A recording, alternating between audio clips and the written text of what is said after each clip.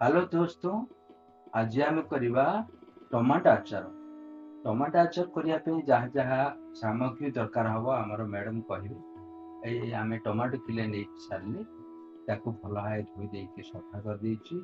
तापर ତାକୁ कौन करवा जोस्ना? ତାକୁ ପୁରା ପୋଛି ଦବା ହେଲା ଟମାଟୋକୁ ପୁରା ପୋଛିକି ତାକୁ କ'ଣ କରିବା ଆମେ ରଖିବା ଗୋଟେ ଜାଗାରେ। ତାପରେ ସୋରିଷ, ମେଥି, ପାନମହୁରି, ହିଙ୍ଗୁ ଏସବୁ ନେବା। ଏଇଟା ନେଲା ପରେ ତାର ଉପକାର ଜାଣିଛ ନା? ଏଟାରେ ଟମାଟୋରେ ଭିଟାମିନ୍ ଭରपूर ଅଛି ଆଉ ସ୍କିନ୍ ପାଇଁ ବହୁତ ଉପକାର ହବ। ତାପରେ ଏଟା ମାନେ ଦେହ ପାଇଁ ଏତେ ଉପଯୋଗୀ ଆୟୁର୍ବେଦ ଅନୁସାରେ। ଡକ୍ଟର ତ ମୁଁ ନୁହଁ, ତଥାପି ମୁଁ ଯାହା ଜାଣିଛି ବହୁତ ଉପକାର ଆସେ। କଣ କରିବା ହବ ତାପରେ କହିଲ ଟିକେ? ତାପରେ ଆମେ ସେପଟେ ଟମାଟୋକୁ କାଟିଦେଲେ, କାଟିକି ରଖିଦବା। ତାପରେ ଏଇଟାକୁ ନା ଏଇ ଯୋଉ ମସଲା ଗୁଡାକୁ ହାଲକା କରି ଭାଜିଦବା। ବେଶୀ ଭାଜିବାନି, ପୁରା ବହୁତ କମ, ବହୁତ ହାଲକା କି ଭାଜିଦବା। ଭାଜି ତାକୁ କ'ଣ କରିବା, ଗ୍ରାଇଣ୍ଡିଙ୍ଗ କରିବା। ଆଚ୍ଛା, ଏପଟେ ଏଇ ଯେ ରସୁଣ ପକେଇଲେ ହଁ, ଯୋଉ ଗ୍ରାଇଣ୍ଡିଙ୍ଗ କଲ ସେଟା କଣ କଣ ପକେଇ କଲ? ସେଟା ହଉଛି ପାନମହୁରି, ମେଥି ଆଉ ହିଙ୍ଗୁ, ସୋରିଷ। ହଁ, ଆଚ୍ଛା, ଏପଟେ କଡେଇ ବସେଇଲେ ତାୱା, ତାପରେ ସେଥିରେ ଆମେ ରସୁଣ, ଟମାଟୋ ସୋରିଷ ଗୁଡା ତେଲ କାଟିକି ପକେଇଲେ। ସବୁ ପକେଇ ଦେଇଛନ୍ତି, ହଁ, ଠିକ ଅଛି। ସୋରିଷ ତେଲ ଆଉ ରସୁଣ ପକେଇକି ତାପରେ ଟମାଟୋ କଟାଟା ପକେଇବା। ସୋରିଷ ତେଲ ଟିକେ ଅଧିକ ଦେଲ ନାଇଁ କି? ହୁଁ, ଆଚ୍ଛା, ଏଇ ଟମାଟୋ ଆଚାର ନା। ଟାକୁ ଖୋଲା ହେଇ ଭାଜି ହେଲା ପର୍ଯ୍ୟନ୍ତ ଆମେ ଟିକେ ଓଲଟ ପାଲଟ କରିବା। ହୁଁ, ଓଲଟ ପାଲଟ କଲା ପରେ କଣ କରିବା ତାପରେ? ତାପରେ ହଳଦୀ ଗୁଣ୍ଡ, ତାପରେ ଲୁଣ। ହଁ। ହଳଦୀ ଗୁଣ୍ଡ ପଡିବ, ହୁଁ, ଲୁଣ ପଡିବ, ଲୁଣ ସ୍ୱାଦ ଅନୁସାରେ ପଡିବ ହୁଁ, ଯେତିକି ଦରକାର ଯାହାର। ହଳଦୀ, ଲୁଣ, ହଁ, ହିଙ୍ଗୁ ଲୁଣ ଟିକେ ପଡିଲା, ଫେର ଆଉ କଣ ପକେଇବା। ପକେଇବ?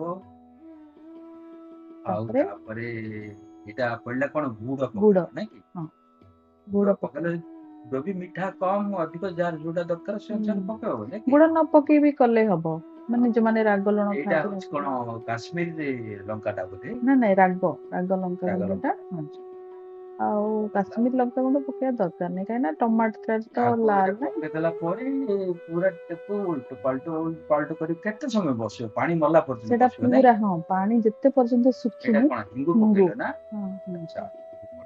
ହିଙ୍ଗୁ ପଡିଲେ ଟିକେ ଭଲ ଆଉ ଟିକେ ସ୍ମେଲ ତାର ବି ଭଲ ରହିବ ଆଚାରରେ ଭଲ ସ୍ମେଲ ଆଉ ଆସିବ। ଟେଷ୍ଟ ବି ତାର ବଢିଆ ଆସିବ ନାଇଁ କି? ହୁଁ। ଆଚ୍ଛା, ଏଇଟା ଟିକେ କଣ କରିବା, ଉଲଟ ପାଲଟ କରିଦବା।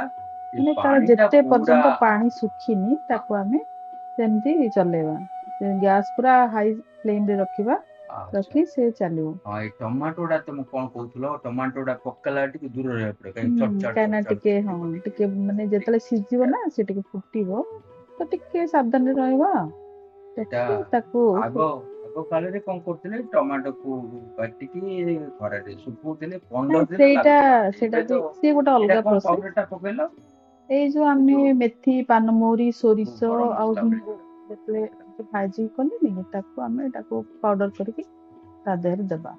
ଘରୋଇ ମସଲା ତିଆରି କରିବା, ଘରୋଇ ଜିନିଷକୁ ରଖିବା।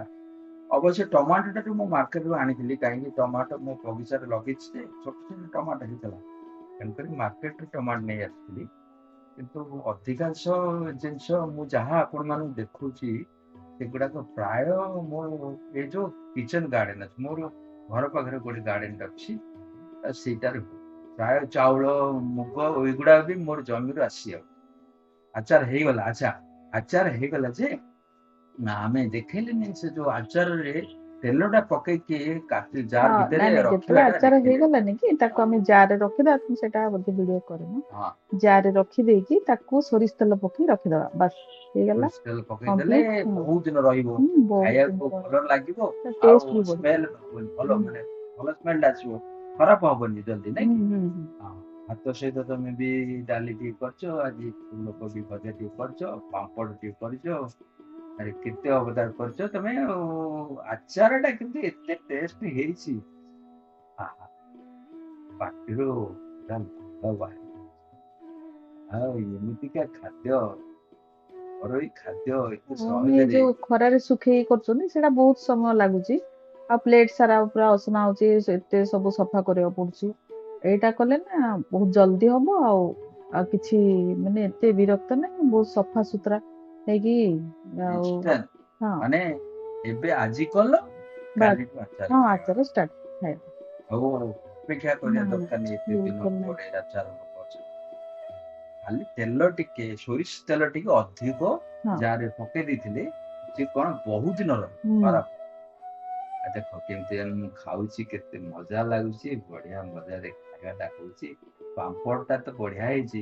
ପାମ୍ପଡ ସହିତ ଆଚାର ଟିକେ ମିଶିକି ଖାଇବ, ରାଗ ତ ନାହିଁ ନା ପାମ୍ପଡ। ବିଶେଷ ଆଉ ରାଗ। ରାଗ ପାମ୍ପଡ ନାହିଁ କି ଆଚାର ବି ରାଗ ନାହିଁ, ତେଣୁ ପାମ୍ପଡ ଆଉ ଆଚାର ଟିକେ ମିଶିକି ଖାଇ କି ମଜା ଲାଗୁଛି ବୋଲେ ଆପଣ ମାନେ ବି କରିକି ଦେଖନ୍ତୁ ନା, ବହୁତ ବଢିଆ ଲାଗିବ, ଖାଇବାକୁ ଭଲ ଲାଗିବ। ଘରୋଇ ଜିନିଷ ମିଳିଥାଏ। ଜୟ ଜଗନ୍ନାଥ, ରହିଲି, ପୁଣି ଦେଖା ହବ।